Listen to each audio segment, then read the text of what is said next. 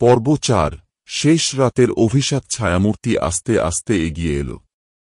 চাঁদের ম্রিয়মান আলোয় তার মুখটা স্পষ্ট হল, একটা পুতুলের মতো বিকৃত হাসি, ফ্যাকাশে চোখ এবং চামড়ার বদলে কাঠের মতো শক্ত মুখ। এখান থেকে বেরোতে চাও? শব্দটা কারখানার চারপাশে প্রতিধ্বনিত হল। চারজনই জমে গেল।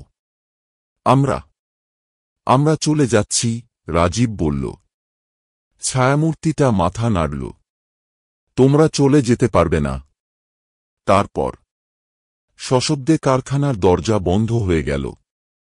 চারপাশের পুতুলগুলো হঠাৎ করেই হাঁটতে শুরু করল, তারা চারপাশ ঘিরে ফেলেছে।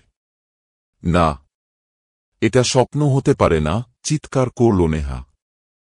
হি হি হি। আকাশে হঠাৎ এক ঝলক বাজ পড়ল। আর তারপরই কারখানার ভেতর থেকে ভয়ের এক আর্তনাদ শোনা গেল।